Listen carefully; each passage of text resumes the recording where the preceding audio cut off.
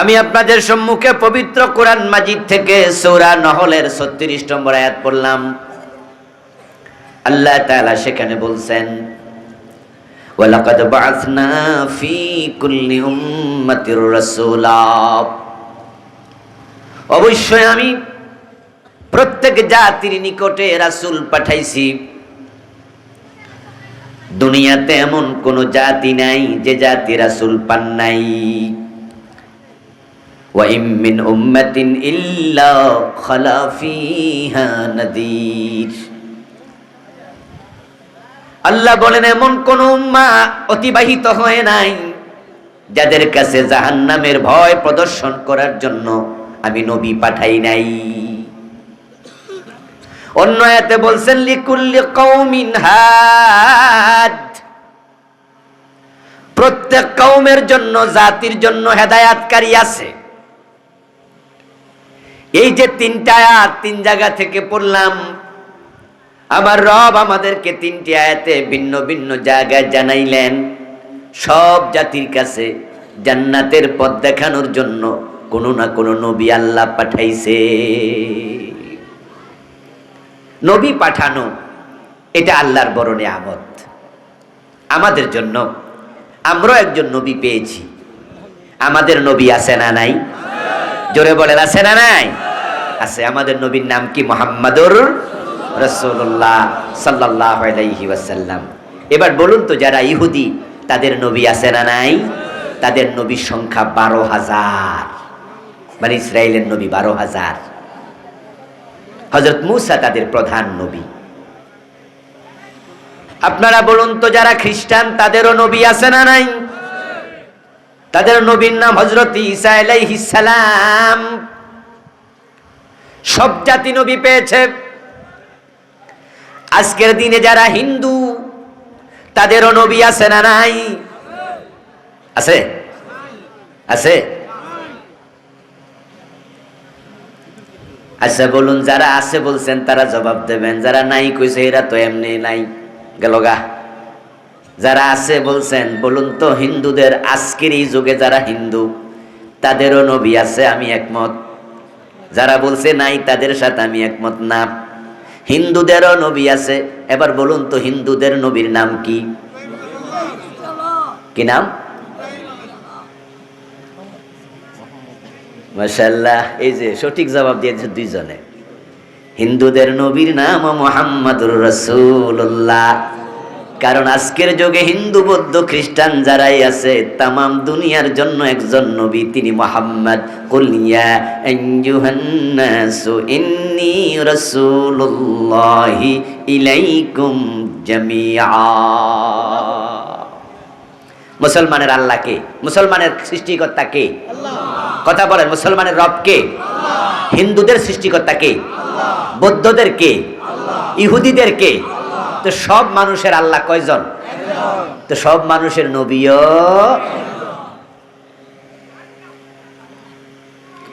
আল্লাহ হলো রাব্বুল আলামিন। নবী মুহাম্মদ রাহমাতুল লিল আলামিন, ঠিক কি না? ইন্নানি আনাল্লাহ লা ইলাহা ইল্লা আনা ফা'বুদনি। আমি আল্লাহ, আমি ছাড়া ইলাহ নাই। আল্লাহ রাব্বুল আলামিন তিনি তামাম জগতের রব, হিন্দুদেরও রব, বৌদ্ধদেরও রব, মুসলমানেরও রব। ঠিক কোরআন তামাম দুনিয়ার সব মানুষের কিতাব, এটা শুধু মুসলমানের কিতাব নয়। এজন্য আল্লাহ তাআলা বলছেন, শাহরু রমাদানাল্লাযী উনজিলা ফীহিল কুরআন হুদাল লিন্নাস। হুদাল লিন্নাস, রমাদান মাসে আমি কোরআন নাজিল করেছি শুধু মুসলমানের জন্য নয়, হুদাল লিন্নাস, সব মানুষের জন্য। নাস শব্দের অর্থ কি? মুসলমান ভাইরা কথা বলুন, নাস অর্থ কি? কুল ইয়া আইয়ুহান নাস ইন্নী রাসূলুল্লাহি ইলাইকুম জামিআ। বলুন, হে নবী আপনি বলে দেন, ও মানুষেরা আমি তোমাদের সবার জন্য রাসূল। এবার বলুন তো, নাস অর্থ যদি মানুষ হয়, হিন্দু কি মানুষ না? বৌদ্ধ কি মানুষ না? সবাই মানুষ। আমরা নবী পেয়েছি আমাদের নবী মুহাম্মদ সাল্লাল্লাহু আলাইহি ওয়াসাল্লাম। বাতাসটা আমার গায়ে একটু লাগায়েন তো ভাই, লাগতেছে না, একটু এমন ভাবে দেন যেন লাগে, আর একটু এদিকে দেন। এবার ঠিক আছে, ধন্যবাদ। এই নবী পাওয়াটা বড় দয়া, বড় রহমত। কারণ যদি জমিনে নবী না আসতেন তাহলে মানুষগুলো নিজের চিন্তা খাটাইয়া জান্নাতের পথ কোনোদিন খুঁজে পেত না। কারণ জান্নাতের পথ খুঁজে পাওয়ার জন্য যে মেধা বুদ্ধি দরকার, ওই পরিমাণ মেধা বুদ্ধি আল্লাহ মানুষকে দেন নাই। মানুষের এলেম খুবই কম। আর জান্নাতের পথ খুঁজে পাওয়া দূরের কথা, হে ঢাকা থেকে সিটাং গেলে রাস্তায় খুঁজে পায় না। আরে জান্নাতের পথ খুঁজে পাওয়া বহু পরের কথা। এক এলাকা থেকে আরেক এলাকা গেলে পশ্চিম পূর্বই চিনে না, এমন ঘটনা আছে না নাই? আচ্ছা, দূরে যাইয়া দিক হারাইছেন এমন কেউ কি এখানে নাই? এমন কেউ আছেন? পেছ লাগে না? সবাই লাগছে? আমার তো প্রায় জায়গায় লাগে। এই যে আপনি আমারে আল্লাহর জান্নাতের পথ চিনানোর জন্য, বুঝানোর জন্য ডাইকে আনছেন ঢাকা থেকে দাওয়াত দিয়া। আরে জান্নাতের পথ চিনবো আমি তো পূর্ব পশ্চিমে চিনি না। কত জায়গায় যাইয়া যে দক্ষিণ দিকে ফিরে নামাজ পড়ি, পূর্ব দিকে ফিরে পড়ি, উত্তর দিকে ফিরে পড়ি। কারণ আমি কই যে এটা উত্তর, বাড়িওয়ালা কয় না এটা পশ্চিম। ধরেন কোনো জায়গায় নামাজ পড়লাম, এশারের নামাজ, মাগরিবের নামাজ, মাহফিলে চলে গেছি, এশারের নামাজ পড়বো, ঘরের মাঝে জামাত হয়ে গেছে। এখন আমার ড্রাইভার সাহেব যায় নামাজ বিছাইছে যেদিকে, বাড়িওয়ালা আইসাকে হুজুর এটা তো উত্তর দিক। আমি বলি আরে ড্রাইভার সাহেব এটা তো দক্ষিণ দিক। বাড়িওয়ালা কয় না, এইটা হলো পশ্চিম দিক। ফার্ম গেটে আমি চাকরি করি একটা কামেল মাদ্রাসা। আজকে কত বছর হলো? 2003-এ জয়েন করছি, এখন 2024, 21 বছর। এর আগে আরেক জায়গায় পড়াইছি। অথচ আমার মাদ্রাসার অফিসে আমি যখন বসি, আমার কাছে যেটা পশ্চিম, অন্যের কাছে এটা দক্ষিণ। এক জায়গায় 21টা বছর মাদ্রাসার অফিসে আমার দিক ঠিক নাই। এগুলো প্রমাণ করে আমাদের এলেম অনেক বেশি না কম। আর এক জায়গা থেকে এক জায়গায় গেলে আমার ড্রাইভার বলি রাস্তা জিগাও, এই জিগাও জিগাও, জিগাইয়া যাও, পশ্চিমে না। আচ্ছা, এই জাতীয় প্রবলেম শুধু আমার হয়? হাটহাজারী মাদ্রাসার মোহতামিম সাহেবের হয় না? ঢাকা ইউনিভার্সিটির বিসি সাহেবের হয় না? তো যদি মোহতামিম সাহেবও দিক হারায়, পথ হারায়, ঢাকা বিশ্ববিদ্যালয়ের প্রফেসর পথ হারায়, আমি হারাই, উনি হারায়, তাহলে এই মানুষ আল্লাহর নবী না থাকলে জান্নাতের পথ খুঁজে পাইতো কেমনে? সম্ভবই হতো না। বরং এমন ঘটনা ঘটেছে, আমরা মরছিলাম 3 জন, আমি, আমার ড্রাইভার এবং আমার সঙ্গী, আমরা 3 জন সফর সঙ্গী। আমরা 3 জনে কই 3 দিক, পশ্চিম কোনটা, হে কই এদিকে, আমি কই এদিকে, ড্রাইভার কই ওইদিকে, বাড়িওয়ালা কই 3টার একটাও ঠিক নাই, পশ্চিম ওইদিকে। তাহলে মানুষ 4 জন, মত হয়ে গেল 4টা। যদি জান্নাতের পথ আল্লাহ বলতেন তোমরা খুঁজা নাও, তাহলে আমরা এক একজন এক এক পথ খুঁজে নিতাম, আসল পথ হয়তো খুঁজে পেতাম না। ছেলের সাথে বাপের মত মিলে না, এমন বাপ ছেলে আছে না নাই? ভাইয়ের সাথে ভাইয়ের মত মিলে না, এমন ঘটনা আছে না নাই? স্বামীর সাথে স্ত্রীর মত মিলে না, এমন পরিবার আছে না নাই? এখন জান্নাতের পথ কোনটা? আমরা এক একজন বলতাম এক একটা। এজন্য আল্লাহ তাআলা বলেন, ওয়ালাকাদ বাআসনা ফি কুল্লি উম্মাতির রাসূলা, আমি সব জাতির নিকটে জান্নাতের পথ দেখানোর জন্য রাসূল পাঠাইছি।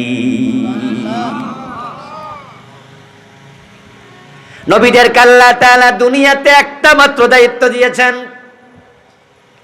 কোন নবী দুনিয়ায় এসে তার উম্মতকে বলেন নাই আমাকে মানো, মানলে বাড়িওয়ালা হইতে পারবা। কোন নবী বলেন না আমি নবীকে মানো, মানলে তুমি গাড়িওয়ালা, টাকাওয়ালা হইতে পারবা। আমি নবীকে মানলে বড় ব্যবসায়ী হতে পারবা। দুনিয়ার একজন নবী এটা বলেন নাই, বরং নবী একটা কথা বলেছেন, আমাকে মানলে আমার সাথে জান্নাতে যেতে পারবা।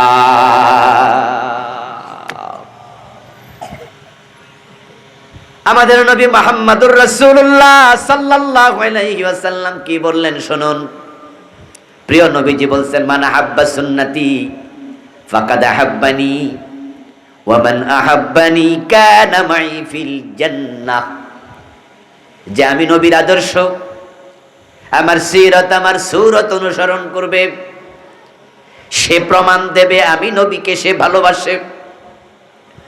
আর যে আমার সুন্নাহ অনুসরণ করে আমার ভালোবাসার প্রমাণ দিতে পারবে, কানা মাই ফিল জান্নাহ, সে উম্মত আমার সাথে আল্লাহর জান্নাতে ঢুকবে। প্রিয় নবীজি বলেন না আমি নবীকে মানলে বাড়িওয়ালা গাড়িওয়ালা টাকাওয়ালা হওয়া যায়, বরং প্রিয় নবীর কাছে এক সাহাবী এসে বললেন, ইয়া রাসূলুল্লাহ, আমি আপনাকে ভালোবাসি, আমি আপনাকে অনুসরণ করি, আপনাকে মানি। আল্লাহর হাবিব প্রশ্ন করলেন, তোমার দাবি সঠিক? সত্যি তুমি আমাকে ভালোবাসো, আমাকে অনুসরণ করতে রাজি?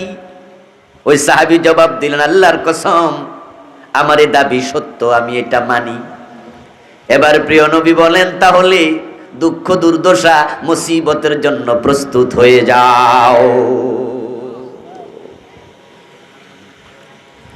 নবীকে মানলে বাড়ি চলে যায়, গাড়ি চলে যায়, চাকরি চলে যায়, দোকান চলে যায়। শুধু কোরআন সুন্নাহ মানার কারণে বাংলাদেশেও কতজনের চাকরি গেছে, কত মামলার আসামি হয়েছে। শুধু নবীর পথে চলার কারণে বিনা দোষে ফাঁসির মঞ্চ যাওয়া লেগেছে।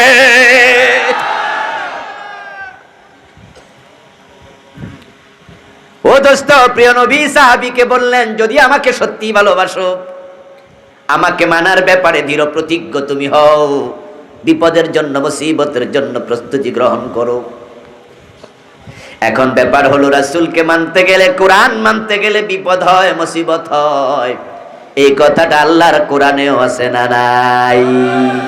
আহসিবান নাসু আন ইউতরাকু আন ইয়াকুলু আমান্না ওয়া হুম লা ইফতানুন। সুবহানাল্লাহ পড়েন। যারা পারেন আমার সাথে একটু সুর মিলান, তাল মিলান, বলুন ঠোঁট মিলান। ওয়ালা নাবলুওয়ান্নাকুম বিশাইইম মিনাল খাউফি ওয়াল জু ওয়া নাকসিম মিনাল আমওয়ালি ওয়াল আনফুসি ওয়াস সামারাত ওয়া বাশশিরিস সাবিরিন। এই পরীক্ষার ঘোষণা দিলেন কে? নবীকে অনুসরণ করলে জান্নাত পাওয়া যায়। সব নবী মানুষকে জান্নাতের পথ দেখানোর জন্য এসেছেন। আমার বন্ধু, নবীদের দাওয়াত ছিল জান্নাতমুখী দাওয়াত। এখন আল্লাহর জান্নাত যদি আমরাও পেতে চাই, নবীর অনুসরণ করা দরকার আছে না নাই? নবীর দাওয়াত শুনুন, কি দাওয়াত দিয়েছেন একটু পরে বলবো। আগে বলছি, নবীরাই জান্নাতের পথ দেখায়। আর নবীদেরকে জান্নাতের পথ দেখাইছে কে? স্বয়ং আল্লাহ। নবী ছাড়া জান্নাতের পথ কেউ দেখাতে পারবে না। ও দোস্ত, নবী ছাড়া অন্যের কাছে যদি জান্নাতের পথ খোঁজার জন্য আপনি যান, তাহলে বিভ্রান্তি তৈরি হবে। নবী ছাড়া যারাই অন্যের কাছে কোরআন হাদিস বাদ দিয়া জান্নাত খুঁজতে গেছে, হিদায়াতের পথ থেকে তারাই বঞ্চিত হয়েছে। ডজন ডজন প্রমাণ আমি দিতে পারবো।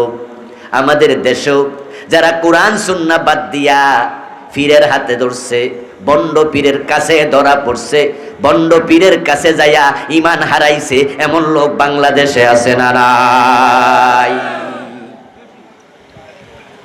পীরের কাছে যাওয়ার পরে পীর পায়ে সেজদা নেয়, ওই মুরিদ পীরের পায়ে সেজদা দিয়া ঈমান হারায়, মুশরিক হয়ে যায়। এমন ঘটনা বাংলাদেশে আছে না নাই? সে যদি কোরআনের কাছে যেত, নবীর কাছে যেত, তাহলে আল্লাহ ছাড়া কাউকে সেজদা দিতে রাজি হতো না। আমার প্রিয় ভাইয়েরা, জান্নাতের পথ কোনটা এটা শুধু নবী দেখাবেন। এখন জান্নাতের পথ কোনটি? প্রিয় নবী সাহাবায়ে কেরামকে একদিন দেখালেন। হাতের মাঝে একটি কাঠি নিলেন, কাঠি নিয়ে তিনি মাটির মাঝে আঁকা বাঁকা কিছু আঁক দিলেন। তারপর মাঝখান দিয়ে একটা জোরে লম্বা টান মারলেন। প্রিয় নবীজি এবার আঁকি শেষ করে বলেন, আমার সাহাবারাও, এই যে মাটির মাঝে আমি অনেকগুলো আঁক দিলাম, এই আঁকের মর্ম কি তোমরা জানো নাকি? উপস্থিত সাহাবারা বললেন, না, আমরা জানি না। আল্লাহু ওয়া রাসূলুহু আলাম, আল্লাহ এবং তার রাসূল ভালো জানেন। প্রিয় নবীজি সাল্লাল্লাহু আলাইহি ওয়াসাল্লাম এবার তিনি বললেন, আঁকা বাঁকা যতগুলো আঁক সবগুলো হলো জাহান্নামের রাস্তা, আর মাঝখানে যে সোজা একটা আঁক দিলাম একটাই হলো আল্লাহর জান্নাতের রাস্তা। এবার আপনারা বলুন তো, জান্নাতের রাস্তা কয়টা? সবাই বলুন কয়টা? ওটা আঁকা বাঁকা না সোজা? এখন সোজা একটা জান্নাতের রাস্তা, এরপরও যদি মানুষ জাহান্নামের রাস্তায় ঢুকে যায় আল্লাহর দোষ দেওয়ার কোনো সুযোগ নেই। আপনাদের এই চাটকিল থেকে, আপনাদের এই পশ্চিম শ্রীনগর গ্রাম থেকে যদি ডাইরেক্ট একটা রাস্তা আঁকা বাঁকা না বানাইয়া আমাদের বাংলাদেশ গভর্নমেন্ট, বাংলাদেশ সরকার সোজা সায়দাবাদ নিয়ে যায়, ঢাকার যাত্রাবাড়ি হইয়া সায়দাবাদে, এবং সেটার কোনো ঢাল ফালা নাই, ট্রেনের রাস্তার মতো সোজা করে ফেললো। ট্রেনের রাস্তা তো মাঝে মাঝে কিছু বাঁক আছে, আছে না? একটু লম্বা আর কি বাঁকটা, কিন্তু আছে। ধরেন এমনও না, ডিরেক্ট একবারে সোজা বানাইয়া দিল।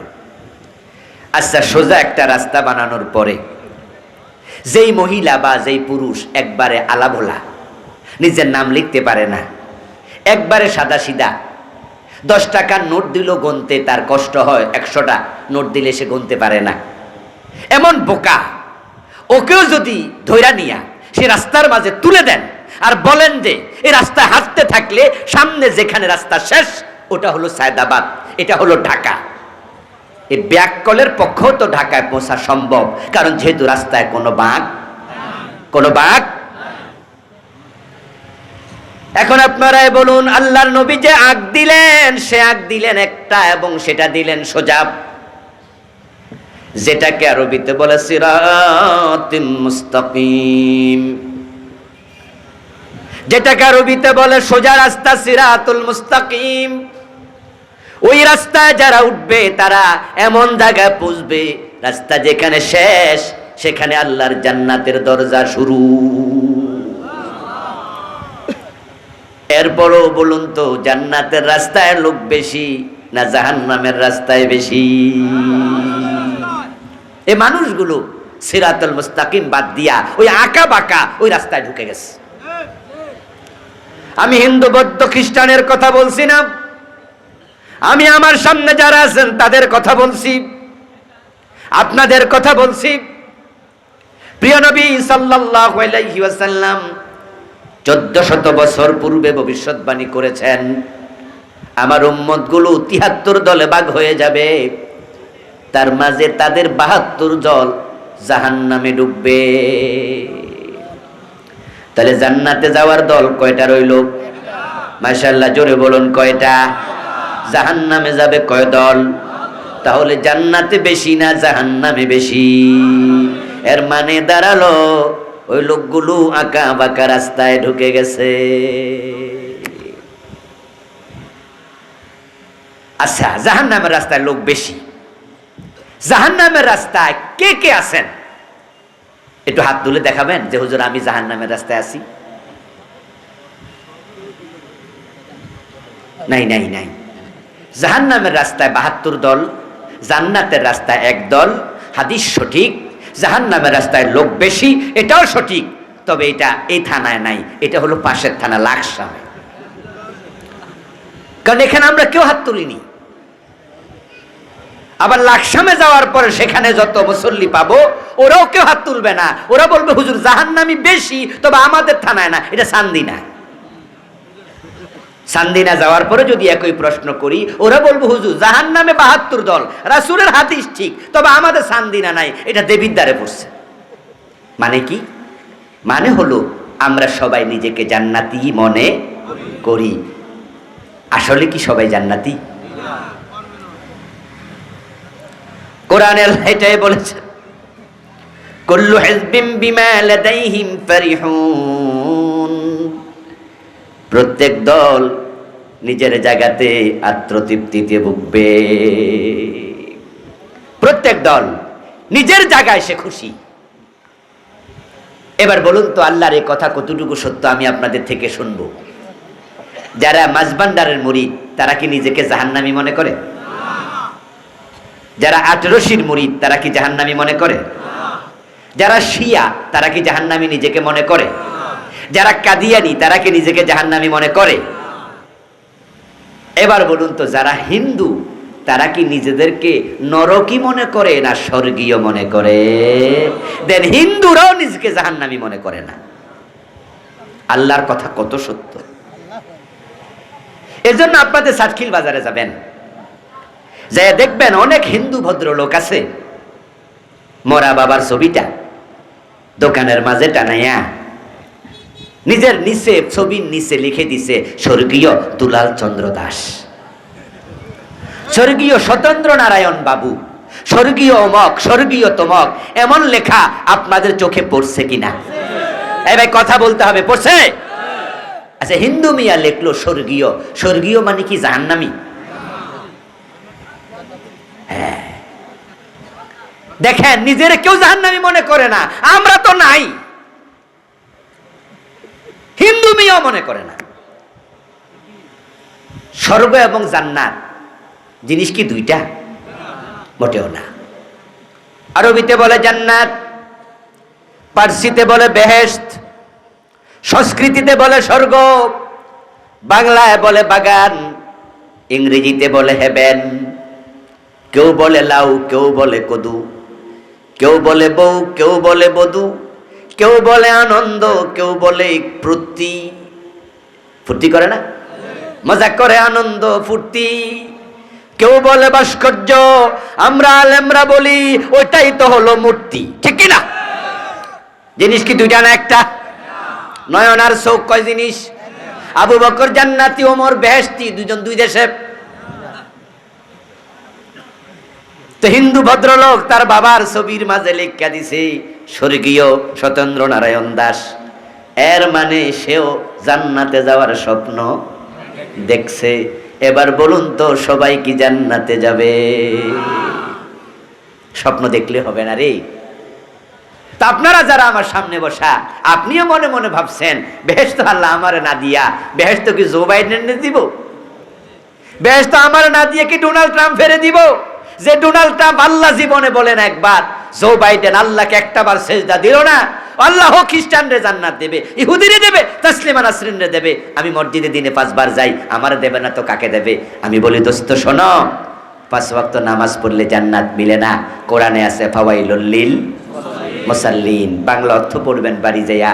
আমি একটু বলে দেই, অর্থটা হলো কিছু মুসল্লির জন্য ওয়াইল দোজখ। সব নামাজি জান্নাতে যাবে না। قال النبي صلى الله عليه وسلم الويل واد في جهنم يهوي فيه الكافر 40 خريفا قبل أن يبلغ قارا। প্রিয় নবীজি বলছেন ওয়াইল হচ্ছে জাহান্নামের একটি গর্তের নাম, যে গর্তে জাহান্নামীকে ফেলে দিলে তলায় যেতে 40 বছর লাগবে। কয় বছর লাগবে? আরে ভাইয়েরা কথা বলতে হবে তো, কয় বছর? আরে এই হাদিস যে নবী বলছেন, তিনি একদিন একটি উদাহরণ দিলেন। প্রিয় নবী বলছে হাতের মাঝে একটা স্কাল, মানুষের মাথার কঙ্কাল, পুরাতন কবরস্থান থেকে কেউ হয়তো আয়না রাখছে। প্রিয় নবী ওই কঙ্কালটা হাতে নিলেন, হাতে নিয়ে সাহাবায়ে কেরামকে বললেন, আকাশ থেকে যদি এই কঙ্কালটা জমিনে ছেড়ে দেয়া হয়, তাহলে সকাল বেলায় ছাড়লে সন্ধ্যা হওয়ার আগেই এটা জমিনে পৌঁছে যাবে। অথচ আকাশ থেকে জমিনের দূরত্ব 500 বছরের রাস্তা। আবার বলছি, প্রিয় নবী বলছেন কঙ্কালটা যদি আকাশ থেকে ছেড়ে দেয়া হয়, সকাল বেলায় ছাড়লে সন্ধ্যা হওয়ার আগে এটা জমিনে চলে আসবে। অথচ দূরত্ব 500 বছরের রাস্তা। কিন্তু ওয়াইল নামক জাহান্নামে এই কঙ্কালটা ছেড়ে দিলে তলায় যেতে 40 বছর লাগবে। এবার বুঝো জাহান্নামের ওই গর্তটা কত দূর, কত লম্বা। ওই ওয়াইল নামক গর্তে যাবে কিছু মুসল্লি, আল্লাযীনা হুম আন সালাতিহিম সাহুন, যেই নামাজিরা নামাজের ব্যাপারে গাফেল, জোহর পরে আসর পরে না, আসর পরে মাগরিব পরে না, জুমা পরে ওয়াক্তিয়া পরে না, শুধু ঈদের নামাজ পড়ে, জুমার নামাজটাও পড়ে না, এমন কিছু জালেম নামাজি আছে না নাই? তুমি নামাজ পড়ো, তুমি জাহান্নামী। আল্লাযীনা হুম আন সালাতিহিম সাহুন, নামাজের ব্যাপারে গাফেল, এর মানে সময় মতো নামাজ পড়ে না, অসময়ে পড়ে। জোহর পরে আসরের টাইমে, আসর পরে মাগরিবের টাইমে, মাগরিব পরে এশার টাইমে, ফজরের টাইমে ঘুমায়া থাকে, সূর্য উঠলে নামাজ পড়ে, এরকম অভ্যাস হইয়া গেছে। টাইম মতো নামাজ পড়ে না, ওই নামাজি ওয়াইল দোজকে যাবে। আল্লাযীনা হুম আন সালাতিহিম সাহুন, নামাজের ব্যাপারে বেখবর গাফেল, এর মানে নামাজে কি বলে তা বোঝে না। নামাজে বলে আল্লাহু আকবার, আল্লাহ তুমি মহান, তাই তাকবীর দেওয়ার পর থেকে সালাম ফিরানো পর্যন্ত তুমি ছাড়া কারো কথা মানি না। এই লোকটাই আদালতের চেয়ারে বসলে আল্লাহর আইন মানে না। আবার এই নামাজিটাই আবার সংসদে এমপি হইয়া যখন যায়, আল্লাহর আইনে একটা আইনও বানায় না, তখন ব্রিটিশ আইনে দেশ চালায়। নামাজে আল্লাহ মানে, আদালতে আল্লাহ মানে না, এমন নামাজির জন্য আল্লাহ ওয়াইল দোজক বানাইছে।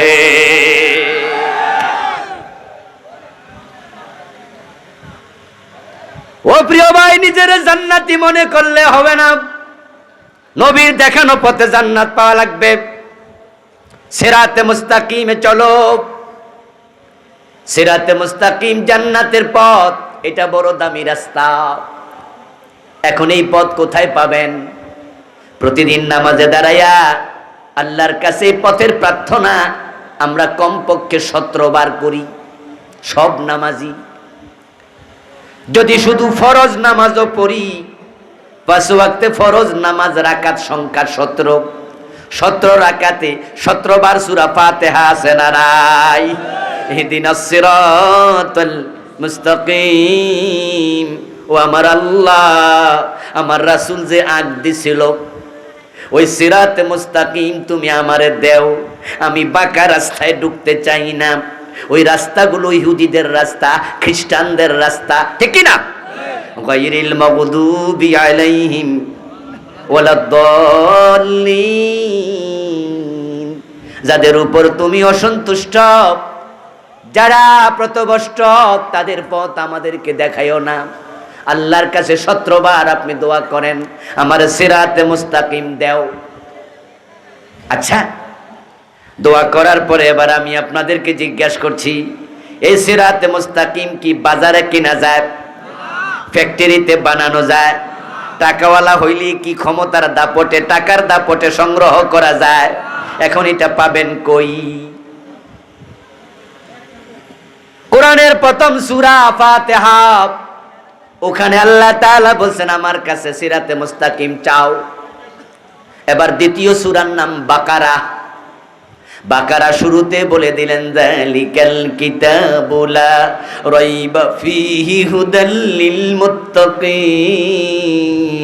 ও আমার বান্দা, যে হেদায়েতের পথ তুমি আমার কাছে প্রতিনিয়ত নামাজে চাও, এটা এমন এক কিতাব যাতে কোনো সন্দেহ নাই। যারা হেদায়েত পেতে চায়, মুত্তাকি হতে চায়, আমি এর মাঝে হেদায়েত রেখে দিয়েছি। সিরাতে মুস্তাকিম যদি চাও, কোরআনের কাছে যাও। তাহলে আমরা যারা হেদায়েত পেতে চাই, আল্লাহর কোরআনের কাছে আসা দরকার আছে না নাই? আসতে হবে। আল্লাহ নবী পাঠাইছে কোরআন দিয়া। এখন নবী এসে মানুষকে জান্নাতের পথ দেখানোর জন্য কি দাওয়াত দিলেন? নবীদের দাওয়াত ছিল মাত্র একটি। যত নবী দুনিয়া আসছে, সব নবীর এক দাওয়াত। ওই দাওয়াতটা কি? আল্লাহ এবার 36 নম্বর আয়াতের পরের অংশে বলতেছে, আনি'বুদুল্লাহ ওয়াজতানিবুত তাগুত, দাওয়াত হলো আল্লাহর ইবাদত করো এবং বলে থেমে গেলাম। ভালো করে শোনেন, কিন্তু এই দেশে নবীদের দাওয়াত লোকজন খুব কম বোঝে, এই ওয়াজটাও কম হয়। শুধু ওয়াজ হয় ইবাদত করো, ইবাদত করো, ইবাদত করো। কিন্তু আমি যে দাওয়াত পড়লাম এখন, এখানে কিন্তু আল্লাহ তাআলা ইবাদত করে বলে থামে নাই। আনিবুদুল্লাহ ওয়াজতানিবুত তাগুত, আল্লাহর ইবাদত করো এবং এর পরে বাক্য শেষ না আরো আছে? তাহলে বোঝা গেল নবীদের দাওয়াত শুধু ইবাদতেই শেষ হয় নাই। পিশাব হুজুরের কাছে যান, নামাজ পড়ো, রোজা রাখো, হজ করো, যাকাত দাও, পর্দা করো, তাসবিহ পড়ো, জিকির করো, হাসতে হাসতে জান্নাতে ঢুকে যাও। বক্তার কাছে মাহফিলে যান, নামাজ পড়ো, রোজা রাখো, হজ করো, যাকাত দাও, এটা করো, ওইটা করো, জান্নাতে ঢুকে যাও। জুমার খতিবের কাছে যান, জুমার দিন নামাজ পড়ো, রোজা রাখো, হজ করো, যাকাত দাও, এটা করো, ওইটা করো, জান্নাতে ঢুকে যাও। অথচ নবীরা তো শুধু ইবাদতের দাওয়াত দেন নাই। আনিবুদুল্লাহ, আল্লাহর ইবাদত করো, ওয়াজতানিবুত তাগুত, এবং তাগুতের সাথে সম্পর্ক ছিন্ন করো। নবীদের দাওয়াত ছিল একটা, দাওয়াতের অংশ ছিল দুইটা। এক অংশ ইবাদত, আরেক অংশ হলো তাগুতের সাথে সম্পর্ক ছিন্ন করা। এই ফ্যান বন্ধ হয়েছে কেন? দেখো, ইবাদত করবেন কার? আল্লাহর ইবাদত করলে হবে না, যদি তাগুতের সাথে সম্পর্ক থাকে তাহলে কিন্তু দাওয়াত পূর্ণ হয় নাই। ফজরের নামাজ কয় রাকাত ফরজ? আমার প্রিয় ভাইয়েরা, যারাই জানেন একটু কথাবার্তা আমার লগে কইয়েন, কথায় কথা জমবে ভালো। ফজরের নামাজের ফরজ কয় রাকাত? এক রাকাত পড়লেন খুব ভালো কইরা 10 মিনিট লাগাইয়া। দ্বিতীয় রাকাতে ইমাম যখন খাড়াইছে, আপনি গেছেন গা বাড়িত, এক রাকাত পড়লেন, আরেক রাকাত ছাড়লেন, সওয়াব হবে অর্ধেক, ঠিক না? হবে নাকি বাতিল? ইয়েস। আল্লাহর কাছে অধিক ইবাদতের কোনো দাম নাই। পড়লে 2 রাকাত, না পড়লে বাদ দাও, আদা আদি সুযোগ নাই।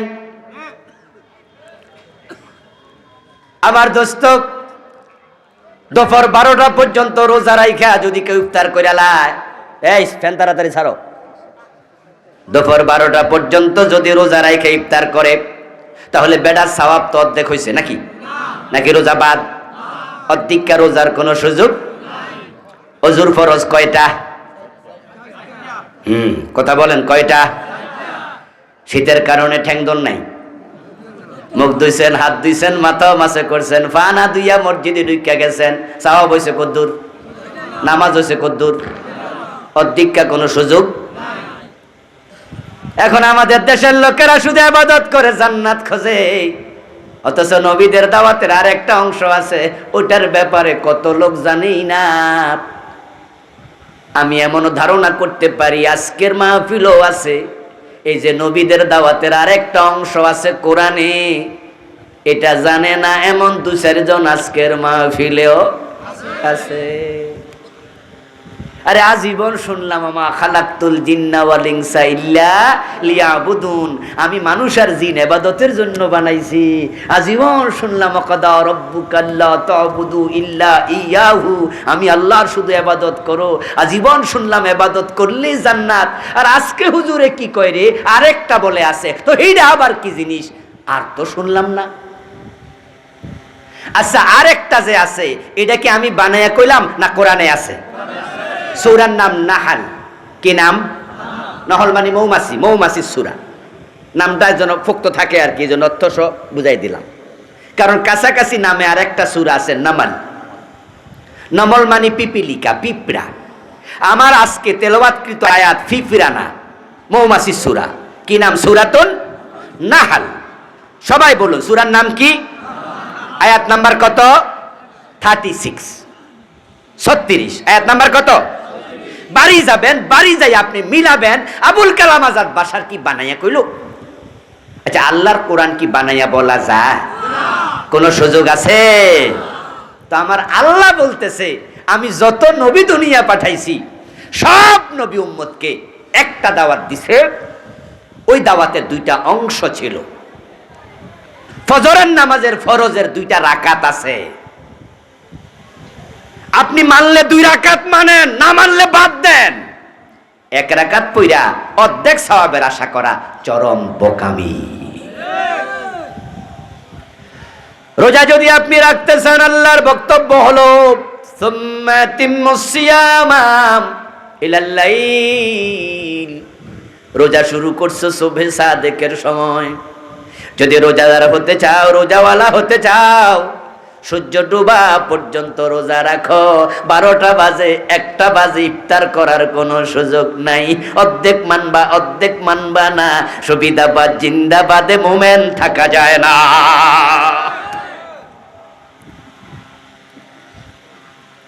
বাংলাদেশের লোকেরা তো অনেকে জানলই না বাকিটা কি।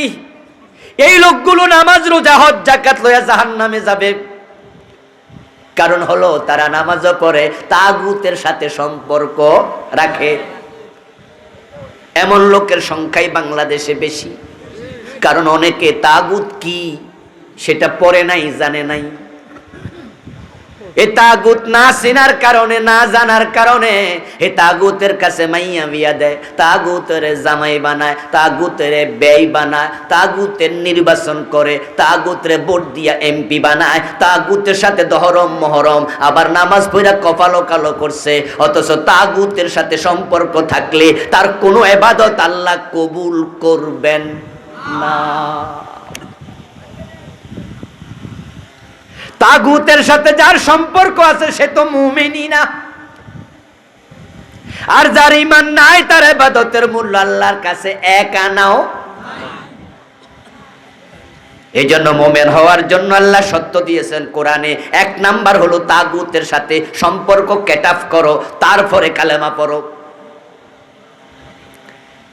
আমি একটা আইকিউ টেস্ট নেব। নোয়াখালীর মানুষ তো এমনিই অনেকে আলেম, আশা করছি উত্তর দিতে পারবেন। বলুন তো, হারাম বর্জন আগে না ইবাদত আগে? মাশাআল্লাহ, কোরআনের আয়াত এটাই, কুলু মিনাত তাইয়্যিবাতি ওয়া আমালু সালিহাত। আগে হালাল খাও, তারপরে আমল করো। সিরিয়াল কিন্তু আছে। এজন্য হারাম খাইয়া ইবাদত করলে ইবাদত কবুল হবে না। হারাম টাকায় কেনা কাপড় পরে নামাজ পড়লে কবুল। এজন্য আগে হালাল, তারপরে ইবাদত। ঠিক আগে হলো তাগুতের সাথে সম্পর্ক কেটাফ, তারপরে হলো কালেমা পড়ো। এখন তাগুতের সাথে সম্পর্ক আছে, মুখে কালেমাও আছে। এই কালেমার দাম আল্লাহর কাছে 1 পয়সাও। তার প্রমাণ কোরআনের আয়াত। আল্লাহ তাআলা বলছেন, ফামান ইয়াকফুরু বিত-তাগুতি ওয়া ইউমিন বিল্লাহি ফাকাদ ইসতামসাকা বিল উরওয়াতিল উসকা লা ইনফিসামা লাহা। সবাই আওয়াজ দিয়া বলেন সুবহানাল্লাহ।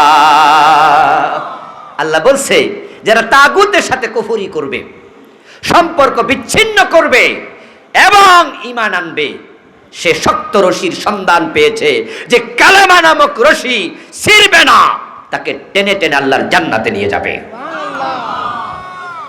এখন তাগুতের সাথে সম্পর্ক ছিন্ন করা ফরজ, নবীদের দাওয়াতের 2য় অংশ। এখন 2টাই মানতে আপনারা রাজি আছেন না নাই? 2টাই মানবেন? তাহলে আমি 2টা নিয়ে সংক্ষেপে কথা বলি, কিছু শুনবেন তো ইনশাআল্লাহ? না হলে কিন্তু নিজের লস হবে। কারণ তাগুতের সাথে সম্পর্ক রেখে মরার অর্থ হলো আপনার আমল সব বাদ। এই জন্য আমরা যখন কালেমা পড়ি, আমাদের কালেমাতে প্রথম অস্বীকৃতি, 2য় অংশে স্বীকৃতি। কালেমার 2টি অংশ, একটার নাম নফি আর একটার নাম ইসবাত। এই জন্য দেখবেন পীর সাহেব হুজুররা যখন কালেমার জিকির দেয়, তালিম দেয়, লা ইলাহা ইল্লাল্লাহ, এই জিকিরকে উনারা বলে এটা হলো নফি ইসবাতের জিকির। নফি মানি না, আমি মানি না। কালেমা মানি বিদ্রোহ। কালেমা একটা রেগুলেশন, কালেমা একটা পরিবর্তন। কালেমা হলো 180 ডিগ্রি উল্টে যাওয়ার নাম। একটা লোক লাতকে মানত, উজ্জাকে মানত, হবলকে মানত, ইয়াসাবকে মানত, নায়লাকে মানত, 360 মূর্তিকে মানত, কিন্তু যেই মাত্র বলবে লা ইলাহা ইল্লাল্লাহ, এখন আল্লাহ ছাড়া আর কাউকে মানতে পারবে না, ঠিক কি না? মানার সুযোগ আর এটা আমার দিকে একটু হালকা ধরুন তো। আমাদের দেশে যারা হিন্দু তারা কি দুর্গারে মানে? কথা বলে না। যারা হিন্দু তারা কি সরস্বতীরে মানে? তারা কি লক্ষ্মীরে মানে? তারা কি গণেশকে মানে? মানে কি না? তারা 33 কোটি দেবতাকে মানে। আচ্ছা, এখন কোন হিন্দু যদি পড়ে লা ইলাহা ইল্লাল্লাহ, এখন থেকে আল্লাহ ছাড়া কাউকে মানতে পারবে? এই জন্য কালেমার নাম রেগুলেশন, বিপ্লব। তাই কালেমাটা শুরু হয় বিদ্রোহ দিয়ে, কালেমাটা শুরু হয় নফি দিয়ে। বাংলা অর্থটা কি দেখুন, লা ইলাহা, নেই কোনো ইলাহ, কাউকে মানি না। সরস্বতী নাই, দুর্গা নাই, লক্ষ্মী নাই, লাত নাই, মানাত নাই, উজ্জা নাই, ফেরাউন নাই, নমরুদ নাই, আবু জেহেল নাই, ব্রিটিশ শাসন মানি না, কাউকে মানি না। এবার বলবেন ইল্লাল্লাহ, সব জায়গায় মানি, শুধু একজনকে। চিৎকার দিয়ে বলুন তো তিনি কে? তা আগে বলবেন মানি না, এরপরে বলবেন একজন মানি। এখন যে ব্যক্তি বলবে কাউকে মানি না, শুধু আল্লাহকে মানি, এ লোকের পক্ষে ব্রিটিশ শাসন মানার সুযোগ আর আছে নাকি? যে ব্যক্তি বলবে আল্লাহ ছাড়া কাউকে মানি না, ওই ব্যক্তির পক্ষে কোরআনের আইন বাদ দিয়া অন্য কারো আইন মানার আর সুযোগ আছে। কিন্তু বাংলাদেশের লোকদের আছে। এই জন্য যারাই 52টা বছর ব্রিটিশ আইনে দেশ চালায়, কোরআনের আইনে চালায় না, ওদের মাঝে নামাজি আছে না নাই? রোজাওয়ালা আছে না নাই? হাজি সাহেব আছে না নাই? তাহলে তারা নামাজও পড়ে, ব্রিটিশ আইনও মানে, রোজাও রাখে, আল্লাহ দ্রোহীদের কথাও মানে, ঠিক কি না? ওরা হলো মিশ্র মানুষ। আমার দোস্ত, আপনি মিশ্র হওয়ার সুযোগ নাই। এই জন্য ইসলাম যারা প্রকৃত মানে তাদেরকে ওরা গালি দেয়, সাম্প্রদায়িক বলেনি, গালি দেয় সাম্প্রদায়িক। ইন্না লিল্লাহি ওয়া ইন্না ইলাইহি রাজিউন। 21শে ফেব্রুয়ারি, গত পরশুদিন গেল নাকি? 21শে ফেব্রুয়ারিতে আমাদের এক দেশের জাতীয় নেতা, নাম বললে চিনা লাইবেন, কইলাম না, উনি একটি অনুষ্ঠানে বলছে অমকের নেতৃত্বে বাংলাদেশের সাম্প্রদায়িকতার চিহ্নগুলো আমরা উপড়ে ফেলব। ও দোস্ত, সাম্প্রদায়িক বলতে তুমি কি বোঝো? আমরা যারা শুধু কোরআন মানি, আল্লাহকে মানি, রাসূলকে মানি, আমাদেরকে তুমি সাম্প্রদায়িক বলে গালি দিলাম। ঠিক আছে, ঠিক আছে, হাসরের ময়দানে তোমাদের সাথে আমাদেরও দেখা হবে। জান্নাত হলো সাম্প্রদায়িক জায়গা, জাহান্নাম হলো অসাম্প্রদায়িক জায়গা। জাহান্নামে হিন্দুও থাকবে, বৌদ্ধও থাকবে, খ্রিস্টানও থাকবে, ইহুদিও থাকবে, নাস্তিকও থাকবে, মূর্তি পূজক থাকবে, কিন্তু জান্নাতে মোমেন ছাড়া কেউ থাকবে না। তাই আমাদেরকে সাম্প্রদায়িক বলে গালি দিলে আমরা রাগ করবো না। শুধু কোরআনের কথা, রাসূলের কথা মানার কারণে আল্লাহ ছাড়া কাউকে মানব না, কোরআন ছাড়া কোনো আইন মানি না, এই কথা বলার কারণে মৌলবাদী বলে গালি দেয়। এমন মৌলবাদী গালি শব্দটা আছে না নাই? কবরা মৌলবাদী।